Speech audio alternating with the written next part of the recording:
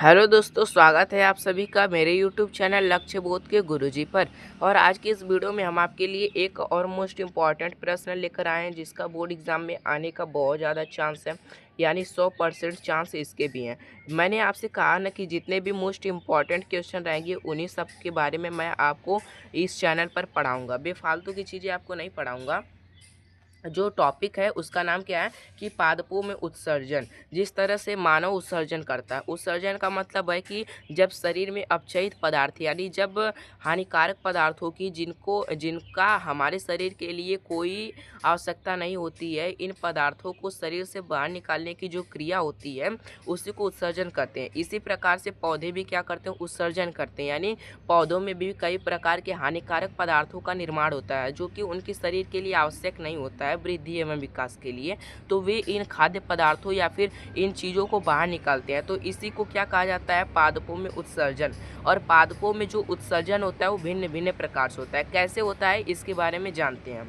पादपों में उत्सर्जन जो होता है निम्न तरीके से होता है। पहला कौन सा तरीका है, पादप दिन के समय CO2 प्रकाश संश्लेषण में प्रयुक्त करके O2 को उत्पादित करते हैं। यानी पादप दिन के समय जो CO2 को ग्रहण करते हैं उसके बदले में O2 को क्या करते हैं, उत्सर्जित करते हैं।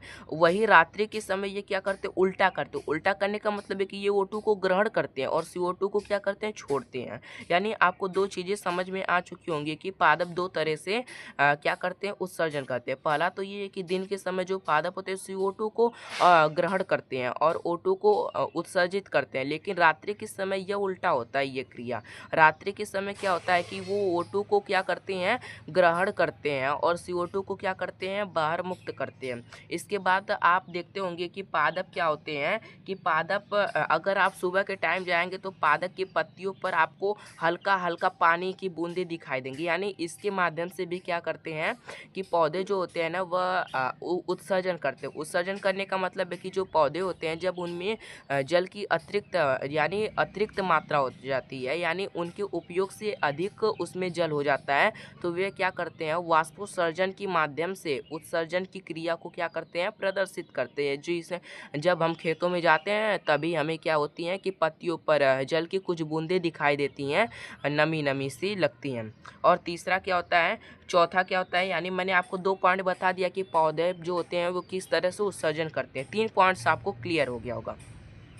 चौथा पॉइंट है कि कुछ पादप व्यर्थ पदार्थों को पत्तियों में एकत्रित कर लेते हैं जो बाद में गिरा देते हैं। यानी जो कुछ पादप होते हैं, कुछ विशेष प्रकार के पादप होते हैं जिनमें जो हानिकारक पदार्थ उपस्थित होता है ना, वे पहले एक जगह एकत्रित कर लेते हैं। बहुत सारे हानिकारक पदार्थों को एक जगह एकत्रित कर लेते हैं और बाद में क्या करते हैं, उसे क्या करते हैं कि बाद में उसे अपने शरीर से क्या करते हैं, बाहर निकाल देते हैं या फिर बाहर गिरा देते हैं। जिस प्रकार और जो पादप होते हैं इस तरह से भी क्या करते हैं, उत्सर्जन की क्रिया को करते हैं। यानी 4 पॉइंट्स आपको मैंने बताया कि पादप किस तरह से उत्सर्जन की क्रिया करते हैं। एक बार मैं आपको फिर से भी ओरली बता रहा हूँ, आपको ध्यान से सुनना। अगर आपको ओरली नहीं समझ में आ रहा है तो आप ये चीज़ें लिख सकते हैं, इसलिए मैंने आपके लिए नोट भी लेकर आया है।